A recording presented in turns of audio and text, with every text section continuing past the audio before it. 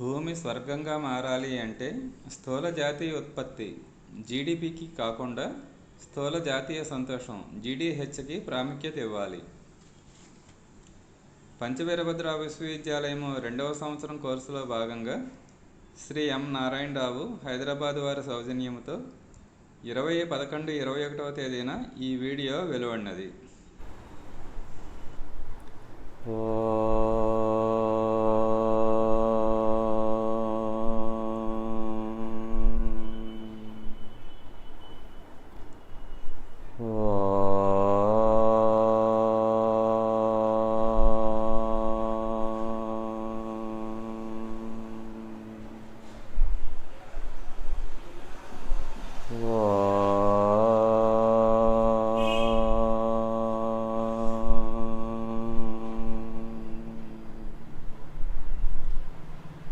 गुरुर्ब्रह्मा गुरुर्विष्णुः गुरुर्देवो महेश्वरः गुरुः साक्षात् परब्रह्मा तस्मै श्री गुरवे नमः.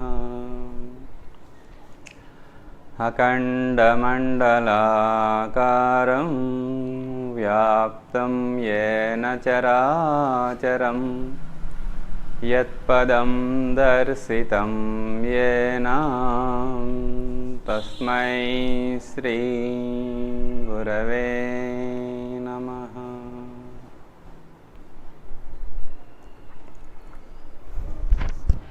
సభ్యులకు నమస్కారం.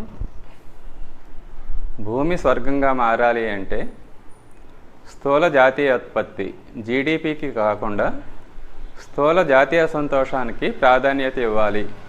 ఈ అంశం మీద కొన్ని విషయాలు మీతో షేర్ చేసుకోబోతున్నాను. ప్రస్తుతం మానవ సమాజం ముందున్న 2 రకాలైన పరస్పర విరుద్ధమైన పరిస్థితుల గురించి చాలాసార్లు గుర్తు చేయడానికి ప్రయత్నం చేస్తున్నాను. అందులో మొట్టమొదటిది ఏమిటి అంటే ఉజ్వల భవిష్యత్తు. శ్రీకృష్ణుడి యొక్క శిష్టరక్షణ కార్యక్రమాల్లో భాగంగా శ్రీకృష్ణుడి నిర్యాణం నుండి ప్రారంభమైన 5000 సంవత్సరాల దైవీ ప్రణాళికలో భాగంగా భూమి స్వర్గంగా మారబోతోంది. సత్యయుగం యొక్క పునరాగమనం జరగబోతోంది. మానవ సమాజం రానున్న రోజుల్లో 3 అద్భుతమైన లక్షణాలతో జీవించబోతోంది. ఆ 3 అద్భుతమైన లక్షణాలు ఏంటంటే రోగరహిత జీవితం, రోగాలు ఉండవు. వృద్ధాప్యరహిత జీవితం, ముసలితనం ఉండదు. మృత్యురహిత జీవితం, మనిషి అమరత్వాన్ని సాధిస్తాడు. ఇంతేకాకుండా సర్వజ్ఞత్వము, సర్వవ్యాపకత్వము, సర్వసమర్థత, ఈ 3 లక్షణాలతో యోగుల వలె, దేవమానవుల వలె మానవ సమాజం జీవించబోతోంది. ఈ విషయాల్ని పూజ్య గురుదేవుల పండిత శ్రీరామశర్మ ఆచార్య, మాస్టర్ ఆర్కే లాంటి మహాత్ములు చెప్తున్నారు.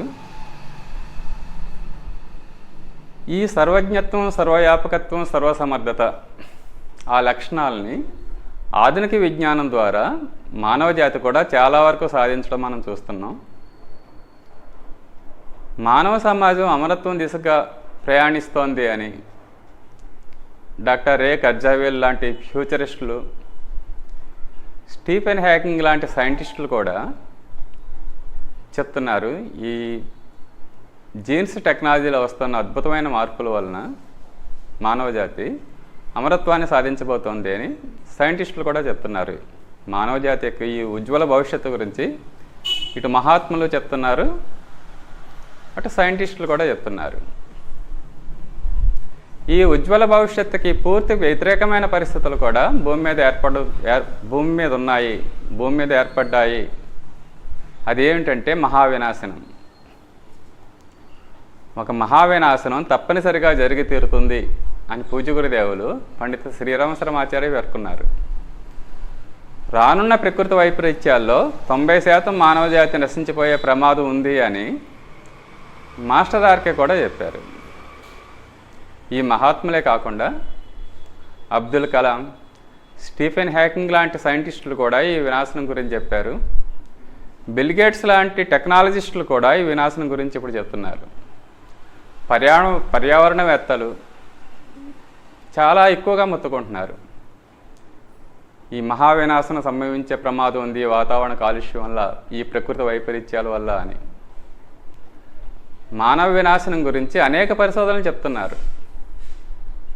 అందులో ఒకటి ఏమిటంటే, అమెరికాలోని MIT వాళ్ళు చేసిన ఒక పరిశోధనలో 1972లోనే వాళ్ళు పరిశోధన చేశారు. మానవ సమాజం ఇదే విధంగా ప్రయాణం చేస్తూ ఉంటే, ఈ ప్రకృతి వైపరీత్యాలను పట్టించుకోకుండా కేవలం అభివృద్ధికి మాత్రమే వీళ్ళు ప్రాధాన్యత ఇస్తే ఎటువంటి పరిణామాలు ఏర్పడతాయి? వాళ్ళు 1972లోనే చేసిన అంచనా ఏంటంటే 2020 నాటికి ఈ మానవ సమాజం యొక్క జీవన నాణ్యత ఒక పీక్ స్టేజ్కి చేరుకుంటుంది. ఇప్పుడు మన యొక్క జీవన నాణ్యత పెరిగింది. ఈ వే ఆఫ్ లివింగ్లో క్వాలిటీ పెరిగింది. మన జీవించే విధానంలో క్వాలిటీ పెరుగుతూ వచ్చింది. ఆధునిక విజ్ఞానం రావడం వల్ల అనేక సుఖ సాధనాలు వచ్చాయి. వైద్యానికి సంబంధించిన అనేక విధానాలు మనకు అందుబాటులోకి వచ్చాయి. జీవన ప్రమాణాలు ఇంప్రూవ్ అయ్యాయి బాగా. ఆహార భద్రత ఏర్పడింది. కానీ జీవన ప్రమాణాలు పెరగడం అనేది 2020 నాటికి పీక్ స్టేజ్కి చేరుకుంటుంది. వాళ్ళు వేసిన అంచనా అది. జీవన ప్రమాణాలు పెరిగాయి. అదే దాంతో పాటే వాతావరణ కాలుష్యం, పరస్పర పోటీతత్వం వివిధ దేశాల మధ్య కూడా పెరుగుతున్నాయి. ఈ 2020 తర్వాత ఏమవుతుందంటే జీవన ప్రమాణం ఇంకా విషమ పరిస్థితులు ప్రారంభమవుతాయి. వాళ్ళు వేసిన అంచనా అది. ఈ వినాశనకరమైన పరిస్థితులు ఇంకా ప్రారంభమవుతాయి. ఎప్పటి నుంచి 2020 నాటికి ఒక 100 సంవత్సరాల క్రిందట 1920 ఆ ప్రాంతంలో ఎంత జనాభా ఉందో అంత జనాభాకి మళ్ళీ జనసంఖ్య తగ్గిపోతుంది. వాళ్ళు వేసిన అంచనా అది 1970లో. వరల్డ్ వన్ అనే ఒక కంప్యూటర్ ప్రోగ్రాం ఆధారంగా ఈ అంచనాకు వచ్చారు వాళ్ళు. సరే, 2020 వాళ్ళు మ్యాక్సిమం ఈ జీవన ప్రమాణాలు ఉచ్చస్థితికి చేరుకోవడం అని చెప్పారు కాబట్టి మళ్ళీ ఇప్పుడు పరిశోధన చేశారు కొంతమంది. సమాజం అటువైపు వెళుతోందా, వాళ్ళు చెప్పినట్టే జరుగుతోందా అని. 2020 నుండి విషమ పరిస్థితులు ప్రారంభమై వాళ్ళు చెప్పింది ఏంటంటే 2040-45 నాటికి ఒక 100 సంవత్సరాల క్రిందట జనాభా ఎంత ఉంది అంటే అంతకు తగ్గిపోతుంది మళ్ళీ అని. ఒక 100 సంవత్సరాల క్రిందట జనాభా ఎంత ఉందంటే 165 కోట్లు. ఇప్పుడు 800 కోట్ల సుమారు ఉంది జనసంఖ్య భూమి మీద. మాస్టర్ కేలంటి మహాత్ములు అదే చెప్తున్నారు. 90% చనిపోయే ప్రమాదం ఉంది. వాళ్ళు చెప్పిన అంచనా ప్రకారం అయితే 80% మంది చనిపోయే ప్రమాదం ఉంది, నశించిపోయే ప్రమాదం ఉంది. అప్పట్లో వరల్డ్ వన్ అనే కంప్యూటర్ ప్రోగ్రాం ఆధారంగా వాళ్ళు అంచనాకు వచ్చారు. ఇప్పుడు లేటెస్ట్ టెక్నాలజీ ఇంకా సాఫ్ట్వేర్ డెవలప్ అవుతున్నాయి కదండి. ఇప్పుడు వరల్డ్ 3 అనే కంప్యూటర్ ఆధారంగా వాళ్ళు పరిశోధన చేసి వాళ్ళు వేసిన అంచనా కరెక్ట్గానే ఉంది. ఆ విధంగానే ప్రపంచం ప్రయాణం చేస్తోంది. మానవ జాతి తన యొక్క జీవిత విధానాన్ని ఇదే విధంగా కొనసాగిస్తూ ఉంటే 2040-45 నాటికి 80% మంది చనిపోయే ప్రమాదం ఉంది అని ఈ మధ్య పేపర్లో వచ్చింది. మళ్ళీ 2-3 నెలల క్రిందటే పేపర్లో వచ్చాయి ఆ పరిశోధన వివరాలు. ఇంకొక పరిశోధన వివరం కూడా వచ్చింది. ఇప్పుడు మనం వాడుతున్న ఈ వాతావరణ కాలుష్యమే కాకుండా మనం చాలా ఎక్కువగా వాడుతున్న ఈ ప్లాస్టిక్స్ వల్ల, ఈ సబ్బులు, ఈ ఫ్లోర్ క్లీనింగ్స్, ఈ రకరకాల ఈ విష రసాయనాలతోటి, స్మెల్స్ తోటి పురుషుల్లో ఏమవుతుందంటే వీర్యకణాలు తగ్గిపోతున్నాయి బాగా. 1970తో పోలిస్తే ఇప్పటికే 60% వీర్యకణాల సంఖ్య తగ్గిపోయింది పురుషుల్లో. వాళ్ళు చెప్పేది ఏంటంటే 2040 నాటికి వీర్యకణాలు 0 అయిపోతుంది, ఇంకా మనుషులు పుట్టరు.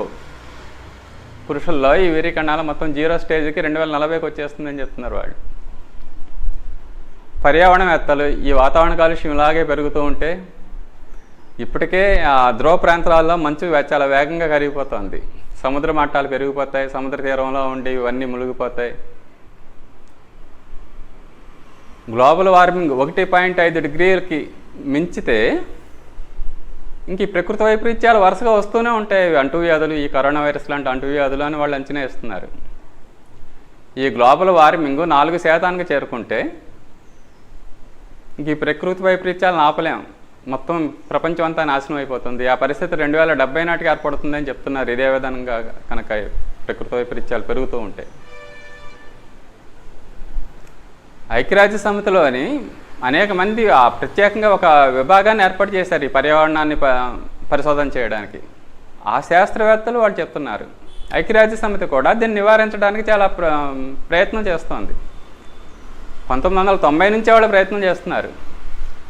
1992లో బ్రెజిల్లో రియోలో ఒక సమావేశం పెట్టుకున్నారు వాళ్ళు. ఈ వాతావరణ కాలుష్యం, ఈ కర్బన ఉద్గారాలు, పరిశ్రమల నుంచి వస్తున్న, ప్రజల యొక్క వినియోగం నుంచి వస్తున్న ఈ కాలుష్యం ఇంకా పెరగకూడదు, పెరిగితే చాలా ప్రమాదం.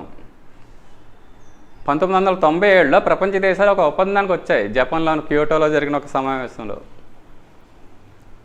1990 నాటికి ఉన్న కర్బన ఉద్గారాలు ప్రతి ఏటా ఈ కార్బన్ డైఆక్సైడ్ ఈ పరిశ్రమల వల్ల, మనుషులు మన యొక్క రకరకాల ఈ ఉపకరణాల వల్ల, వాహనాల వల్ల ప్రకృతిలో విడుదలవుతున్న ఈ కార్బన్ డైఆక్సైడ్ ఎంత ఉంటుంది అంటే 1900 నాటికి 3500 కోట్ల టన్నులు ఉంది. ఆ 3500 కోట్ల టన్నుల కంటే కూడా 5% ఇంకా తగ్గించాలి. అంతకు మించి పెరగడమే కాదు, ఇంకా ప్రతి ఏటా విడుదల ఏది ఇంకా తగ్గించాలి మనం అని వాళ్ళు ఒక ఒప్పందానికి వచ్చారు 1997లో.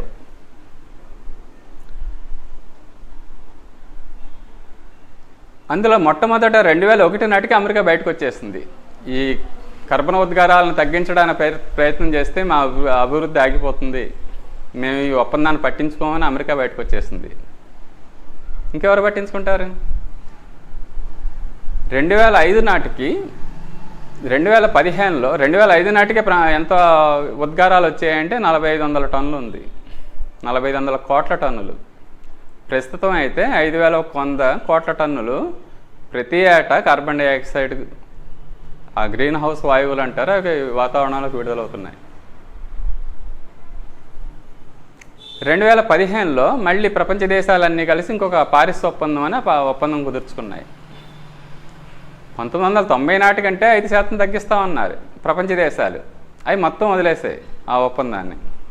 2015లో వాళ్ళు చెప్పింది ఏంటంటే 2005 నాటికి ఏ స్థాయిలో కర్బన ఉద్గారాలు ఉన్నాయో ఆ స్థాయి కంటే 30 నుంచి 40% తగ్గించుకుంటామని అటు America, England, France, China, India మొత్తం అన్ని దేశాలు కూడా మేము ఎంతంత తగ్గించుకుంటామని ఒక ఒప్పందానికి వచ్చారు. 2017లో డొనాల్డ్ ట్రంప్ వచ్చినప్పుడు ఆ ఒప్పందం నుంచి కూడా బయటకు వచ్చేసాడు ఆయన. ఈ గ్లోబల్ వార్మింగ్ 1.5కి మారితేనే, పెరిగితేనే, ఇప్పుడు 2016 నాటికి వాళ్ళు చెప్పేది ఏంటంటే 1.2 డిగ్రీల గ్లోబల్ వార్మింగ్ పెరుగుదల ఉంది. ఈ పెరుగుదలని 1900 సంవత్సరం నుంచి లెక్క పెడుతున్నారు వాళ్ళు. 1900 సంవత్సరంలో 0 అనుకుంటే గ్లోబల్ వార్మింగ్ ఎంత పెరిగింది? 1.2. 1.2 తక్కువ అనుకుంటున్నాం, కానీ మన బాడీ టెంపరేచర్ ఒక సెర్టైన్ 98.6 ఫారెన్హీట్ డిగ్రీస్ ఉంటుంది. ఇంతకంటే కొంచెం 2-3 డిగ్రీలు పెరిగినా జ్వరం వచ్చేస్తుంది మనకి. ఒక 4-5 డిగ్రీలు పెరిగితే ప్రమాదం అయిపోతుంది. అది సేమ్ ప్రపంచంలో గ్లోబల్ వార్మింగ్ కూడా అంతే. ఆ కొంచెం టెంపరేచర్ తేడా వల్లే చాలా ఉత్పాతాలు వచ్చేస్తాయి. మనకి హై ఫీవర్ వస్తే అలా అయిపోతుంది మన శరీరం, భూమి కూడా అలాగే అయిపోతుంది. 2016 నాటికే 1.2 డిగ్రీలు చేరుకుంది. ఈ 2020-2024 మధ్యలో ఏ క్షణాన్ని అయినా సరే 1.5 డిగ్రీల సెంటీగ్రేడ్ని దాటేస్తుంది ఈ గ్లోబల్ వార్మింగ్ అని వాళ్ళు ప్రపంచ వాతావరణ సంస్థ అంచనా వేస్తుంది. జెనీవాలో ఉంటుంది. ఏ క్షణానైనా అది 1.5 అనేది ఒక ప్రమాదం ఇంకా స్టార్ట్ అయ్యే స్టేజ్. 1.5 డిగ్రీస్ గ్లోబల్ వార్మింగ్ అంటే ఏమవుతుంది? కరోనా వైరస్ లాంటి అంటువ్యాధులు, రకరకాల ప్రకృతి వైపరీత్యాలు, అయితే అతివృష్టి లేదా అనావృష్టి. ఆ చెన్నై గురించి చూస్తున్నాం కదండి. ఒక హైకోర్టు జడ్జి అక్కడ కామెంట్ చేశారట, 6 నెలలేమో అక్కడ వాటర్ దొరకదు చెన్నైలో, 6 నెలలేమో ఈ తుఫానులతో ఎప్పుడు మునిగిపోయి ఉంటుంది చెన్నై. ఆ పరిస్థితులు ప్రపంచవ్యాప్తంగా ఏర్పడుతున్నాయి. ప్రకృతి వైపరీత్యాల్లో 90% మంది చనిపోతారు అంటే ఆ పరిస్థితులు ఆల్రెడీ ఏర్పడిపోయాయి. BP, sugar, cancer, heart attack లాంటివి ఒకప్పుడు ఎంతమందికి వచ్చేవి?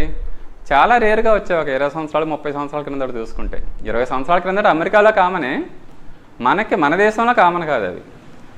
ఇప్పుడు ప్రతి ఇంట్లోని 3 రోగాలు, ఈ 3ఇంట్లో ఏదో ఒక రోగం లేని వాళ్ళు లేరు. కామన్ రోగాలు అయిపోయాయి. అవి ప్రాణాంతకమైన రోగాలు అనేది కూడా మనం గుర్తించట్లేదు. ప్రతి ఏటా 1,70,00,000 మంది గుండె జబ్బులతో చనిపోతున్నారు. 1,00,00,000 మంది క్యాన్సర్తో చనిపోతున్నారు. లంగ్స్, శ్వాసకు సంబంధించిన ఈ ప్రాబ్లమ్స్ తోటి, లంగ్స్కి సంబంధించిన ప్రాబ్లమ్స్తో 80,00,000 మంది వరకు చనిపోతున్నారు. కరోనా వైరస్ గురించి బాగా భయపడ్డాం మనం. కానీ అఫీషియల్గా ఈ 2 ఏళ్లలో ఈ కరోనా వైరస్ వల్ల చనిపోయింది ఎంతమంది అంటే 50,00,000. క్యాన్సరు, గుండె జబ్బులు వీటి వల్ల అంతకంటే ఎక్కువ సంఖ్యలో చనిపోతున్నారు. పట్టించుకోవట్లేదు మనం. ఇప్పుడు కోవిడ్ కూడా అంతే, దీన్ని పట్టించుకోం, పోయేవాళ్ళు పోతూ ఉంటారు. గ్రాడ్యువల్గా అటువైపు వెళుతున్నా సరే మనం గుర్తించలేని స్టేజ్లో ఉన్నాం. ఈ స్థితిని సైంటిస్టులు చెప్పినా పట్టించుకునే పరిస్థితుల్లో ఎవరూ లేరు. 2015 పారిస్ ఒప్పందం కుదుర్చుకున్నారు ప్రపంచ దేశాలన్నీ కలిసి. పరిస్థితి ఇలా ఉంటే అసలు మనుషులు భూమి మీద మిగలరు. 2017లోనే అమెరికా అందులోంచి బయటకు వచ్చేసింది. మేము కాలుష్యాన్ని నివారించడానికి ఏ ప్రయత్నం చేయం, మేము మా ఇష్టం వచ్చినట్టు బతుకుతాం. ఇప్పుడున్న లైఫ్ స్టైల్లో ఎవరిష్టం వచ్చినట్టు వాళ్ళు బ్రతికితే, ఒక అమెరికన్ లైఫ్ స్టైల్ అనుకుంటున్నాం కదా మనం సాధారణంగా. ఇప్పుడు అందరం ఏం ఫాలో అవడానికి ట్రై చేస్తున్నాం అంటే అమెరికన్ లైఫ్ స్టైల్. అమెరికన్స్ లాగా అలా లగ్జరియస్గా బతకాలి, విలాసవంతంగా బతకాలి. ప్రపంచ ప్రజల ముందున్న ఆదర్శం ఇది. ఇవాళ విలాసవంతంగా జీవించాలి. ఈ విలాసవంతంగా జీవిస్తే ఏమవుతుందంటే అమెరికన్ ప్రజల్లాగా అమెరికన్ లైఫ్ స్టైల్ కనుక జీవిస్తే మన యొక్క వినియోగానికి 5 భూములు కావాలి. ఇప్పుడున్న భూమి మీద ఉండే వనరులు సరిపోవు. వాళ్ళు సైంటిస్టులు అంచనా వేశారు. ఇప్పుడున్న యావరేజ్ ఇండియన్ లైఫ్ స్టైల్లో జీవిస్తే 0.7 భూమి సరిపోతుంది. 5 భూగ్రహాలు అక్కర్లేదు. ఒక బంగ్లాదేశ్ యొక్క లైఫ్ స్టైల్లో జీవించాలంటే 0.5 భూగ్రహం. ఇండోనేషియా టైప్లో జీవించాలంటే 1 భూగ్రహం సరిపోతుంది. China life style, France life స్టైల్లో జీవించాలంటే 2.5 భూగ్రహాలు కావాలి. అమెరికా లాంటి దేశాలు, కొన్ని యూరోపియన్ దేశాలు అలా బ్రతకాలంటే 5 భూగ్రహాలు కావాలి. ఇప్పుడు ప్రపంచం అంతా కూడా అమెరికన్ లైఫ్ స్టైల్ అలా విలాసవంతంగా బతకాలి. వనరులు ఎన్నాళ్ళు వస్తాయి భూమి మీదవి? ఒకవైపు వాతావరణ కాలుష్యమే కాదు, భూమిలోని వనరులన్నీ కూడా రోజు రోజుగా తగ్గిపోతున్నాయి. కానీ ఈ వినియోగాన్ని తగ్గించడానికి ప్రయత్నం చేయట్లేదు ఎవరు. అమెరికాయే కాదు, గల్ఫ్ కంట్రీస్ ఉన్నాయి, వాళ్ళకి పెట్రోల్లో విపరీతమైన ఆదాయం వస్తుంది. ఆ యుఏఈ, ఖతారు వాళ్ళ యొక్క లైఫ్ స్టైల్ని కనుక మనం అనుసరిస్తే 7-8 భూగ్రహాలు కావాలి, 5 కూడా కాదు. వాళ్ళు అమెరికన్స్ కంటే చాలా లగ్జరియస్గా జీవిస్తున్నారు. ఒక విలాసవంతమైన జీవిత విధానాన్ని ప్రపంచ దేశాలు మన ముందు ఆదర్శంగా పెట్టాయి. ఈ వినాశకర పరిస్థితుల గురించి సైంటిస్టులే కాదు, ఈ దేశాధినేతలు కూడా ఇప్పుడు చెప్తున్నారు. వాళ్ళు అఫ్కోర్స్ వాళ్ళ దేశంలో సమావేశం జరిగితే అప్పుడు పట్టించుకుంటారు, మాటలు చెప్తున్నారేమో అనిపిస్తుంది. చాలామంది పర్యావరణవేత్తలు ఈ ప్రపంచ దేశాలు ప్రతి ఏటా కలుస్తున్నాయి. మొన్న ఇటీవలే ఇంగ్లాండ్లోని, ఆ స్కాట్లాండ్లోని గ్లాస్గోలో COP26 COP26 సమావేశం జరిగింది. ప్రపంచ దేశాధినేతలందరూ పాల్గొన్నారు. మన నరేంద్ర మోడీ, బైడెన్, ఒక చైనా ప్రెసిడెంట్, రష్యా ప్రెసిడెంట్ వీళ్ళిద్దరూ పాల్గొలేదు ఆ సమావేశంలో. 197 దేశాధినేతల యొక్క దేశాధినేతలు ఆ సమావేశంలో పాల్గొన్నారు. ఈ చైనా ప్రెసిడెంట్, రష్యన్ ప్రెసిడెంట్ పాల్గొనందుకు అమెరికా మాజీ ప్రెసిడెంట్ బరాక్ ఒబామా విమర్శించాడు కూడా. పర్యావరణం, వాతావరణ కాలుష్యం, ప్రకృతి వైపరీత్యాలు ఎంత సీరియస్గా ఉన్నా సరే వాళ్ళు దీనికి సమావేశానికి అటెండ్ అవ్వలేదంటే వాళ్ళ యొక్క నిర్లక్ష్యం అర్థమవుతుంది దీనివల్ల అన్నాడు ఆయన. ప్రపంచ దేశాధినేతలు కబుర్లు చెప్తున్నారు తప్ప వాళ్ళు దీన్ని నివారించడానికి స్పష్టమైన చర్యలు తీసుకోవట్లేదు. యువత, ఈ పర్యావరణవేత్తలు వాటి గురించి ఆందోళన చేస్తున్న యువత ముఖ్యంగా మీరు పట్టించుకోండి. రేపు మీరు హాయిగా జీవించాలంటే ఈరోజు మీరు ఫైట్ చేయాలి. ఈ దేశాధినేతలు వాళ్ళ విధానాలను మార్చుకోవడానికి మీరు ఒత్తిడి చేయాలి వాళ్ళని అన్నాడు ఆయన. అక్టోబర్ 31న స్టార్ట్ అయింది ఆ సమావేశం. మొన్న నవంబర్ 12 వరకు జరిగింది ఇంగ్లాండ్లో, గ్లాస్గోలో.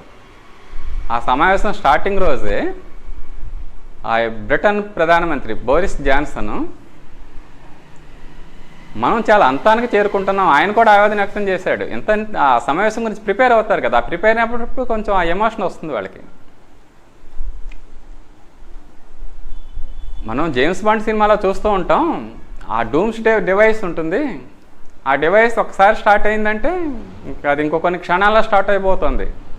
ఆ డివైస్ స్టార్ట్ అయిందంటే మొత్తం ప్రపంచం అంతమైపోతుంది. దాన్ని ఎలాగ ఆపాలని ఆ జేమ్స్ బాండ్ ట్రై చేస్తూ ఉంటాంట. ఆ రెడ్ వైర్ ఉంటుందంట, రెడ్ వైర్ పీక్ ఎలా పీకాలి అంటే, నేను జేమ్స్ బాండ్ సినిమాలు చూడలేదు, నాకు ఐడియా లేదు, కానీ ఆయన ఉదాహరణ చెప్పాడు బోరిస్ జాన్సన్.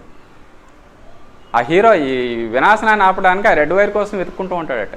అది ఎక్కడుంది, దాన్ని లాగేస్తే ఏమవుతుందంటే ఆ డివైస్ పనిచేయడం ఆగిపోతుంది, వినాశనం తప్పిపోతుంది. కానీ ఆ రెడ్ వైర్ ఏంటో ప్రతి దేశాధినేతకే తెలుసు. ఆ రెడ్ వైర్ వాళ్ళకి తెలుసు స్పష్టంగా, కానీ పీకరు. ఆ రెడ్ వైర్ ఏంటంటే గ్రాస్ డొమెస్టిక్ ప్రోడక్ట్, స్థూల జాతీయ ఉత్పత్తి. ఇవాళ ప్రపంచ దేశాలు ఆర్థికాభివృద్ధి కోసం ఈ కొలమానాన్ని పెట్టుకున్నాయి, స్థూల జాతీయ ఉత్పత్తి. ఏ దేశం ఎక్కువ ఉత్పత్తులను తయారు చేస్తుందో, ఏ దేశ ప్రజలు ఎక్కువ ఉత్పత్తులను వినియోగిస్తారో ఆ దేశం చాలా అభివృద్ధి చెందుతుంది. ఇది నమూనా. క్రిందటి సంవత్సరం కంటే ఈ సంవత్సరం ఎంత ఎక్కువ ఉత్పత్తి చేయగలిగితే, ఎంత ఎక్కువ వినియోగించగలిగితే అంత అభివృద్ధి. ఇది అభివృద్ధికి కొలమానంగా ప్రపంచ దేశాలు పెట్టుకున్నాయి. విపరీతంగా వస్తువులను ఉత్పత్తి చేస్తూ వాతావరణంలోకి కాలుష్యాన్ని విపరీతంగా విడుదల చేస్తూ, వస్తువులను విపరీతంగా వినియోగిస్తూ ఈ కాలుష్యాన్ని ఇంకా ఇంకా పెంచేస్తూ, ఇదే అభివృద్ధికి కొలబద్దాన్ని వీళ్ళు కొలకబద్ద పెట్టుకుని కాలుష్యాన్ని నివారిస్తాము అంటున్నారు. ఎలా నివారించగలరు? ఈ స్థూల జాతీయ ఉత్పత్తి ఏటా పెంచడానికి ప్రతి దేశం ప్రయత్నం చేస్తోంది. అమెరికా ఎందుకు 2 సార్లు ఒప్పందం నుంచి బయటకు వచ్చేసింది అంటే, 2001లో కానీ 2017లో కానీ కాలుష్యాన్ని నివారించడానికి ప్రయత్నం చేస్తే ఆ ఉత్పత్తులు ఆగిపోతాయి. ఆ దేశం యొక్క ఆ ఆర్థికాభివృద్ధి కొలబద్ద తగ్గిపోతుంది, వెనకబడిపోతుంది. ఉదాహరణకు మొన్న జరిగిన మీటింగ్లో కూడా ఇంకా బొగ్గుని వినియోగించకూడదు, ఈ విద్యుత్తును ప్రొడ్యూస్ చేయడానికి థర్మల్ పవర్ని బ్యాన్ చేయాలి, ఆపేయాలి, బొగ్గు ఉత్పత్తుల్ని, బొగ్గును వినియోగించడం ఆపేయాలని ఒక ఒప్పందానికి వాళ్ళు ప్రపోజల్ పెట్టారు. చైనా, ఇండియా ఒప్పుకోలేదు. మీరు ఆల్రెడీ అభివృద్ధి చెందిన దేశాలు ఆల్రెడీ మీరు చాలా కాలుష్యాన్ని వాతావరణంలోకి వినియోగించేశారు, మీరు ఒక స్టేజ్కి వచ్చేసారు, మేము కూడా ఒక స్టేజ్కి రావాలి కదా, మేము కూడా ప్రపంచంలో ఇప్పుడు ఈ ఉత్పత్తులు లేకపోతే మా ప్రజలకు కావాల్సిన సౌకర్యాలు మేము అందచేయలేం.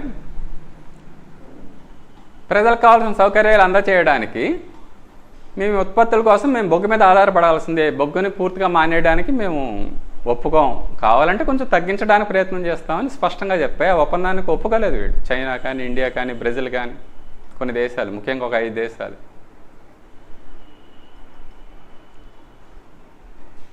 క్యాన్సరు, హార్ట్ కంప్లైంట్ ఇవన్నీ కూడా జీవన విధానం వల్ల వచ్చినవే, వాతావరణ కాలుష్యం వల్ల వచ్చినవే. వాతావరణ కాలుష్యమే కాదు, ఇవాళ మనం జీవించే విధానం ఎలా ఉందంటే అంతా ఒత్తిడితో కూడుకుంది. విలాసవంతమైన జీవితం, చాలా కష్టపడాలి మనిషి, లేదా చాలామంది మీద అజమాయిషీ చేయాలి, ఇతరులన్నా వినియోగించుకోవాలి, లేదా విలాసవంతమైన జీవితం జీవించాలంటే వీడు చాలా కష్టపడాలి. Stress and strain. ఇవాళ వచ్చే BP, sugar, cancer, heart complaints వీటన్నింటికి కారణం స్పష్టంగా డాక్టర్లు చెప్తున్నారు కదా, స్ట్రెస్ అండ్ స్ట్రెయిన్. లగ్జూరియస్గా బతుకుతున్నాం, విలాసవంతంగా బతుకుతాం, కానీ సుఖాలేవి, మనశ్శాంతిలేవి, సుఖంగా జీవిస్తున్నాం అనుకుంటున్నాం. ఈ జీడిపి పెరగాలి అంటే ఈ ఉత్పత్తులు ఎక్కువ ఉత్పత్తి చేయాలి, ఎక్కువ వినియోగించాలంటే విలాసవంతంగా బ్రతకాలి ప్రజలు. అప్పులు ఇచ్చి మరి, రుణమేళాలు పెట్టి మరీ వినియోగాన్ని పెంచుతున్నాయి ప్రపంచ దేశాలు. వినాశనం ముంచుకొస్తే తప్ప ఏ ప్రపంచాధినేత కూడా సరైన చర్యలు తీసుకోడు. ఇప్పుడు ఏ దేశాధినేత అయినా సరే ఈ స్థూల జాతీయ ఉత్పత్తి, ఈ జీడిపిని తగ్గించడానికి ప్రయత్నం చేస్తే ఏమవుతుందంటే వాళ్ళు ఉద్యోగస్తులకు జీతాలు ఇవ్వలేరు. ప్రజలు ఈ ఉత్పత్తుల మీద వచ్చే పన్నులతోటి, ప్రజలకు వినియోగం మీద వచ్చే పన్నులతోటి ప్రభుత్వాలు నడుస్తున్నాయి. వాళ్ళు ఆల్టర్నేటివ్స్ ఏవో చెప్తున్నారు. ఈ కరెంటు ఈ థర్మల్ పవర్ వీటి బదులు సోలార్ పవర్ను ఉపయోగిద్దాం. సోలార్ ఎలక్ట్రికల్ కార్లు, ఇప్పుడు బిల్ గేట్స్ లాంటి వాళ్ళు చెప్తున్నారు, మీకు కేవలం ఎలక్ట్రిసిటీలోనే ఆల్టర్నేటివ్ ఆలోచిస్తే కేవలం 15% కాలుష్యమే తగ్గుతుంది. ఇప్పుడు ఎలాంటి పరిస్థితి ఉందంటే, ఆ బిల్ గేట్స్ చెప్తున్నాడు 51 and 0 ఈ 2 సంఖ్యల్ని మనం బాగా గుర్తుంచుకోవాలి. ప్రతి సైంటిస్టు చెప్తున్నాడు, ఇప్పుడు ప్రపంచంలో ఏటా 5100 కోట్ల టన్నుల కాలుష్యం విడుదలవుతుంది. ఈ 5100 టన్నుల కాలుష్యం బదులు 0 రావాలి, మొత్తం 0 అయిపోవాలి. వాళ్ళు ఏవో ఆల్టర్నేటివ్ సిస్టమ్స్ చెప్తున్నారు. మనం ఒక 100 టన్నులు కార్బన్ డైఆక్సైడ్ ప్రకృతిలోకి వదిలితే ఇంత పర్టికులర్ మొక్కలను కనుక పెంచితే కార్బన్ డైఆక్సైడ్ని పీల్చుకుంటాయి, ఈ 0ని ఈ విధంగా సాధించవచ్చు, ఈ థర్మల్ పవర్ని ఈ విధంగా తగ్గించవచ్చు, గ్రీన్ టెక్నాలజీ వీటిల్లో పెట్టుబడి పెడదాం, ఈ యాంగిల్లో చెప్తున్నారు. కానీ మనిషికి ఈ లగ్జరియస్ జీవిత విధానం ఆదర్శంగా ఉన్నంతకాలం ఏదో రూపాయన కాలుష్యం బయటకు వస్తూనే ఉంటుంది. ముందు ఆ ఒప్పందాలు సరిగ్గా అమలవు. గత 25 ఏళ్లగా దేశాధినేతలు మేము తగ్గించుకుంటామని ఒప్పందాలు కుదుర్చుకుంటున్నారు. అప్పుడు 3500 కోట్ల టన్నులు ఉంటే ఇప్పుడు అది 51 కోట్లకు పెరిగింది, అది టన్నులకు పెరిగింది. చేత ఏ దేశం కూడా ఇప్పుడున్న ఆర్థిక విధానాల్లో ఈ ఆర్థిక విధానం యొక్క కొలబద్దల్లో తగ్గించుకోవడానికి ప్రయత్నం చేయదు. కబుర్లు చెప్తారంతే, మేము 2070కి ఇప్పుడు మన దేశం కూడా చెప్పింది 2070 నాటికి మేము ఇంతగా తగ్గించుకుంటాం. అప్పటికి ఆ దేశాధినేత అధికారంలో ఉండడు కదా, లేదా 2030, 2040 వీళ్ళు ఉండే పరిపాలన చేసి 5 ఏళ్ళు 10 ఏళ్ళు దాటేయడానికి చూస్తున్నారు అంతే. అమెరికా లాంటి దేశాలు అయితే ఈజీగా బయటకు వచ్చేస్తున్నాయి, మేము ఒప్పందం ఖాతరు చేయం. ఇప్పుడు బొగ్గు కంపల్సరీగా వినియోగించకూడదు వాళ్ళు రూల్ పెట్టారనుకోండి, ప్రపంచ దేశాలన్నీ కలిసి మేము ఒప్పందాన్ని కుదుర్చుకో ఉంటాయి, చైనా కానీ ఇండియా కానీ.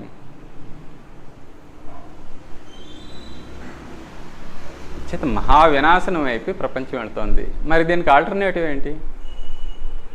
ఈ కొలబద్ద మార్చుకుంటే చాలు. మాస్టర్ గారు చెప్తారు, అవతారమూర్తి వచ్చి ఏమీ చేయడు, ఇటువైపు వెళుతున్న మానవ జాతిని ఇటువైపు తిప్పుతాడంతే అన్నారు ఆయన.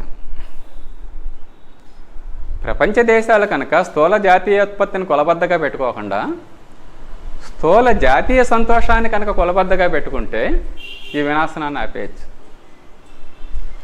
మనుషులందరికీ మినిమం ఉండాల్సిన పవేంటి? కూడు గుడ్డ నీడ అంటాం. ప్రతి వాళ్ళకి ఆహారం అందాలి, వస్త్రాలు అందాలి, నివాసం అందాలి. ప్రతి దేశాధినేత చెప్పే టార్గెట్స్ ఇవే చెప్తాడు. ఈ మినిమం నీడ్స్ ఎందుకంటే మనం ఆనందంగా బతకడానికి. నివాసం ఉండాలి, ఎలా ఉండాలి? హాయిగా మాస్టర్ చెప్పారు ఒకసారి, మనసులో శాంతి ఉంటే 4 వేరుశనగ గుళ్ళు తిని బతకచ్చయ్యా అని. మన జీవిత విధానం అలా ఉండేది, శాంతి, సుఖము, సమృద్ధి.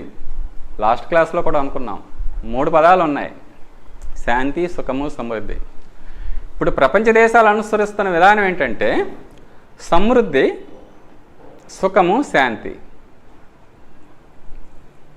మొట్టమొదట సమృద్ధికి ప్రాధాన్యత ఇస్తున్నాయి. ఈ సమృద్ధి నుండి సుఖం వస్తుంది, తర్వాత శాంతి లేదు. ఈ సమృద్ధి ఎంత సమృద్ధి ఉంటే అంత సుఖం వస్తుంది అనే భ్రమలు ఏమవుతుందంటే పొల్యూషన్ పెంచేసుకుని ప్రాణం మీదకి తెచ్చుకుంటున్నాం. ప్రకృతిలో ఏర్పడే ప్రకృతి వైపరీత్యాలే కాదు, మన శరీరంలో ఏర్పడే ప్రకృతి వైపరీత్యాలు, బీపీ, షుగరు, క్యాన్సర్, హార్ట్, గుండె జబ్బులు, ఇవన్నీ మన శరీరంలో ప్రకృతిలో ఏర్పడుతున్న వైపరీత్యాలు ఇవి. కరోనా వైరస్ ఇమ్యూనిటీ ఎవరికి తక్కువగా ఉంటుందో వాళ్ళకి సోకుతుంది. అది రోజు రోజుకి మనలో ఇమ్యూనిటీ పెరుగుతుందో తగ్గుతుందండి. అందరికీ ఆహారం అందాలి, కానీ ఎలాంటి ఆహారం అందిస్తున్నాం? అన్ని రసాయనాలు, ఎరువులు, పురుగు మందులతో కూడిన విష పదార్థాలు తింటున్నాం. ఏమాత్రం బలం లేని ఆహారం అందుతోంది మనకి. ఒక 30 ఏళ్ల క్రిందట ఆ స్వచ్ఛమైన ఫుడ్ ఎవరికి అందట్లేదు. ఆర్గానిక్ ఫుడ్, చాలా ఖరీదైన వాళ్ళకి మాత్రమే అందే ఫుడ్ మళ్ళీ ప్రత్యేకంగా అందిస్తున్నారు.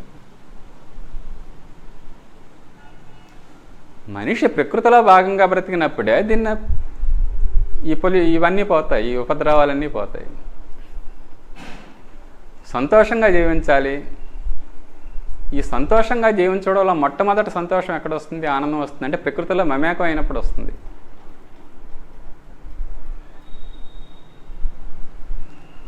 చేత సమృద్ధి, సుఖము, శాంతి రావట్లేదు. కానీ భారతీయ జీవిత విధానం ఎలా ఉండేది అంటే మొట్టమొదట శాంతికి విలువ ఇచ్చేవారు, మొట్టమొదట సంతోషానికి విలువ ఇచ్చేవారు, మొట్టమొదట ఆనందానికి విలువ ఇచ్చేవారు. నేను సంతోషంగా ఆనందంగా ఉండాలంటే ఏం చేయాలి, ఎటువంటి తిండి తినాలి, ఎటువంటి జీవిత విధానాన్ని అనుసరించాలి? విలాసవంతమైన జీవితం అంటే చాలా అది పతనము పాపము ద్వారానే వస్తాయని వారు పూజ్య గురుదేవుల పండిత శ్రీరామ శర్మాచార్య. విలాసవంతమైన జీవిత విధానాన్ని పతనము పాపము అనే 2 చక్రాల బండితోనే మనం మోయగలము. మన వాల్యూస్ తగ్గిపోతాయి విలాసవంతమైన జీవితం ఎప్పుడైతే అనిపించామో. 2 ఏర్పడతాయి అక్కడ. అయితే విలాసవంతమైన జీవిత విధానంలో మనిషి వ్యసనపరుడైపోతాడు. సొసైటీలో రోజు రోజుకి వ్యసనాలు పెరుగుతున్నాయా తగ్గుతున్నాయా? కొద్ది గొప్పవాడు మంచివాడు అనుకోండి వ్యసనపరుడైపోతాడు, కొద్ది గొప్పవాడు చెడ్డవాడు అనుకోండి అహంకారి అయిపోతాడు. ఈ విలాసవంతమైన జీవిత విధానం మనుషుల్లో అహంకారాన్ని పెంచేస్తుంది. మనశ్శాంతి ఉండదు. అహంకారం పెరిగితే ఏమవుతుంది? మనశ్శాంతి ఉండదు వాడికి. ప్రతిదీ తను అవ్వాలని అనుకున్నట్టు జరగాలనుకుంటాడు, ప్రతివాడు తన మాట వినాలనుకుంటాడు, జరగదు అది. ఈ విలాసవంతమైన జీవితంలో ఆ లగ్జరియస్ లైఫ్ స్టైల్లో మనకు తెలియకుండానే 2 ప్రమాదాలు ఏర్పడతాయి. మొత్తం రోగాలు చుట్టుముడుతున్నాయి మానవ సమాజాన్ని. ఇది విలాసవంతమైన జీవితం కాకుండా మనిషి సంతోషంగా జీవించడానికి ఎటువంటి పరిస్థితులు ఉండాలి, ఎటువంటి లైఫ్ స్టైల్ ఉండాలి? మన భారతీయ ఆధ్యాత్మికత చెప్పింది ఋషిమయ జీవిత విధానం ఉండాలి. ఎవరి స్థాయికి తగ్గట్టు వాళ్ళు బతకాలి. నిరుపేదలు అనుకుందాం, ఎక్కువ వనరులు లేవు, వాళ్ళకి పెద్ద ఆస్తుపాస్తులు లేవు, వాళ్ళ తగ్గట్టు హాయిగా ఆ గుడిసె వేసుకుని హాయిగా బతికేవారు. ఆ గుడిసె నీట్గా ఉండాలి, 2 పూట్ల ఫుడ్ ఉండి, ఆ ఉండే గుడిసె అందంగా ఉండి, కట్టే బట్ట సింపుల్ బట్ట అయినా అది ఏ రోజుకి ఆ రోజు ఉతుక్కుని శుభ్రంగా ఉంటే అందంగా. ప్రకృతిలో అనేక జంతువులను చూస్తున్నాం, అనేక పక్షులను చూస్తున్నాం, ఎంత ఆనందంగా ఉంటున్నాయి అవి, ఎంత అందంగా ఉంటున్నాయి.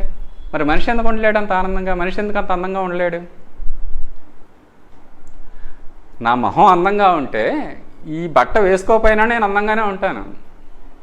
నా మొహం అందంగా లేదనుకోండి, ఎంత కాస్ట్లీ ఎంత విలాసమైన బట్ట కొంచెం పెరుగుతుంది తప్ప ఒరిజినాలిటీ ఏం రాదు కదా, ఒరిజినల్గా పెరగదు కదా. ఆర్టిఫిషియల్ అందాల కోసం పాకులాడుతున్నాం, ఆర్టిఫిషియల్ ఆరోగ్యాల కోసం పాకులాడుతున్నాం.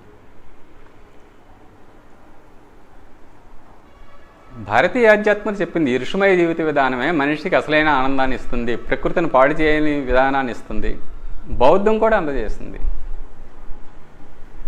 ఈ జీడిపి కాకుండా స్థూల జాతీయ సంతోషానికి విలువ ఇచ్చి ఆ ప్రకారం జీవిత విధానాన్ని మలిచే ఒక ప్రక్రియని భూటాన్, అది ఒక బౌద్ధ దేశం, అఫీషియల్ వాళ్ళ యొక్క అధికారిక మతం ఏంటంటే బౌద్ధం, భూటాన్ది. వాళ్ళు 1972 నుంచే ఫాలో అవుతున్నారు దాన్ని. స్థూల జాతీయోత్పత్తికి మేము విలువ ఇవ్వం, ఈ సమృద్ధికి విలువ ఇవ్వం, మొట్టమొదటి శాంతికి విలువిస్తాం. శాంతికి విలువిస్తే ఆటోమేటిక్గా సుఖం ఉంటుంది. మాస్టర్ చెప్పినట్టు మనసులో శాంతి ఉంటే 4 వేరుశనగ గుళ్ళు తిన్ననే బతకొచ్చాయా అన్నారు ఆయన. శాంతి ఉన్నప్పుడు ఏ పరిస్థితి అయినా సరే మనకు సుఖంగానే ఉంటుంది. హాగా ఎండ కూడా సుఖంగా అనిపిస్తుంది, బాగా చలి కూడా సుఖంగా అనిపిస్తుంది. ఈ శాంతి లేనప్పుడు ప్రతి పరిస్థితి నరకమే మనకి. మొట్టమొదటి శాంతి జీవితంలో, మొట్టమొదటి శాంతిని సాధించాలి మనిషి. శాంతికి విలువ ఇవ్వాలి. శాంతిని డిస్టర్బ్ చేసే ఉద్యోగాలు చేయకూడదు. ఇప్పుడు ద గ్రేట్ రిజిగ్నేషన్ అని అమెరికాలో జరుగుతుంది. అది మాకు ఇది శాంతిని ఇవ్వట్లేదు కాబట్టి మాకు ఈ ఉద్యోగాలు అక్కర్లేదని వాళ్ళు రిజైన్ చేసేస్తున్నారు. మన ఏప్రిల్ నుంచి మొదలైంది. ప్రతి నెల 40 లక్షల మంది రిజైన్ చేస్తున్నారు.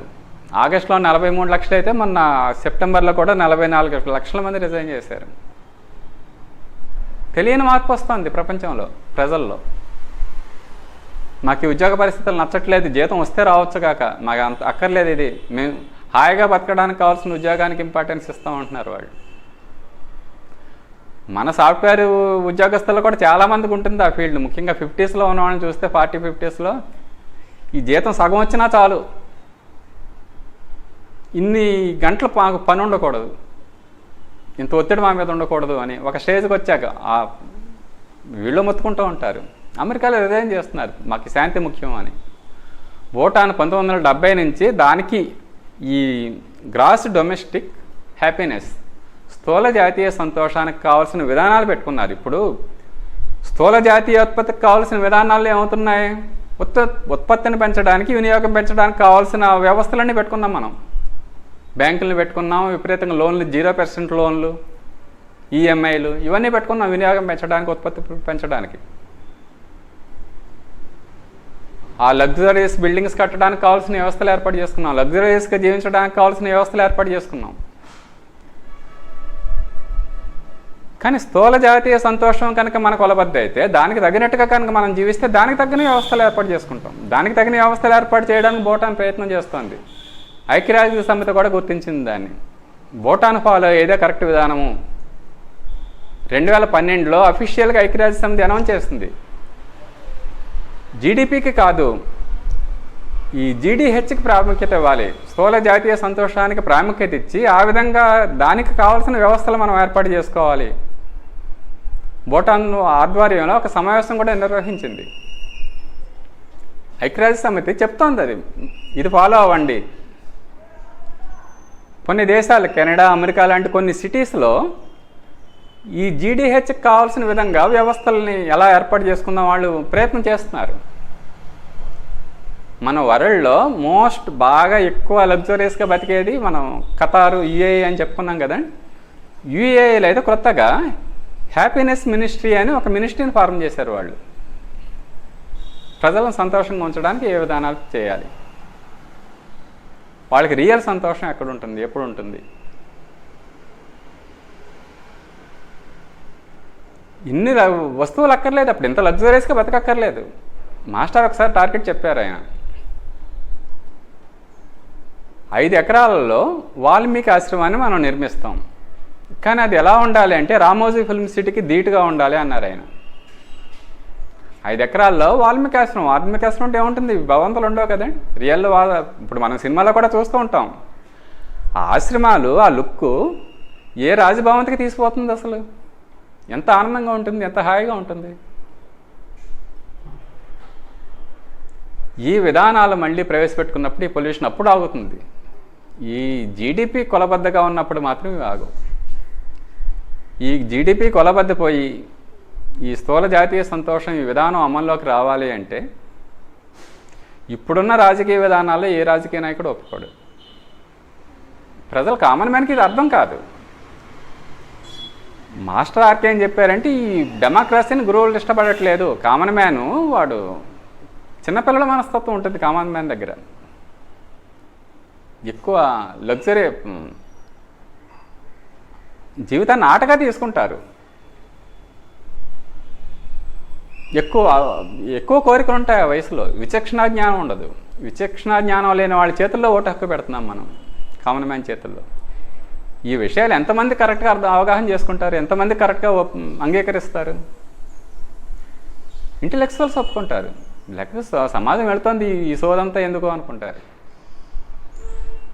ఇంటెలెక్చువల్ చేతిలో ఓటు హక్కు ఉండాలి. కామన్ మ్యాన్కి పంచాయతీ లెవెల్ వరకే ఉండాలి, డెమోక్రసీ ఉండకూడదు. దేశంలో ఒకే ప్రజా పార్టీ ఉండాలి. గురువుగారు చెప్పారు రానున్న పొలిటికల్ సిస్టమ్ గురించి. అటువంటి ఒక పొలిటికల్ సిస్టమ్ చైనాలో ఉంది. చైనా ఇప్పుడు ఇంప్లిమెంట్ చేస్తోంది. ఈ ఆర్థిక విధానాల వల్ల పొల్యూషన్ పెరగడమే కాకుండా సమాజంలో ధనిక పేదల మధ్య తారతమ్యాలు పెరిగిపోతున్నాయి. సంపద సృష్టింపబడుతోంది. గత 20 ఏళ్లలో ఈరోజు పేపర్లోనే వచ్చింది, చైనా అమెరికాని దాటేసింది అని సంపదలో. 20 సంవత్సరాల క్రిందట చైనా సంపద 7 ట్రిలియన్లు అయితే ఈరోజు 120 ట్రిలియన్లకు వెళ్ళింది. అమెరికాకి 40 ట్రిలియన్ల నుంచి 90 ట్రిలియన్లకు వచ్చింది. అమెరికాది జస్ట్ రెట్టింపు అయితే చైనా సంపద ఎక్కడైంది, ఎంత అయింది అంటే 7 ట్రిలియన్ల నుంచి 120 ట్రిలియన్లకి 15 రెట్లు పెరిగింది చైనాది. అమెరికాని దాటేసింది ఆల్రెడీ. కానీ చైనా ప్రభుత్వం గత సంవత్సరం నుంచి గుర్తించింది ఈ పెరగడం వాళ్ళు అంచనాలో చెప్తున్నారు. కానీ ఈ సంపద ఏమవుతోంది, పెరుగుతోంది. ఓకే, ఇందులో 70% సంపద కేవలం 10 మంది చేతుల్లోకి వెళుతోంది. కరోనా వైరస్లో చాలామంది జీవితాలు ఆర్థికంగా ఇబ్బంది పడ్డాయి, మధ్యతరగతి వాళ్ళే. కానీ అపర కుబేర్లు, ఈ bill gates, Elon Musk, Jeff Bezos, వీళ్ళ సంపదలు ఏమయ్యాయి?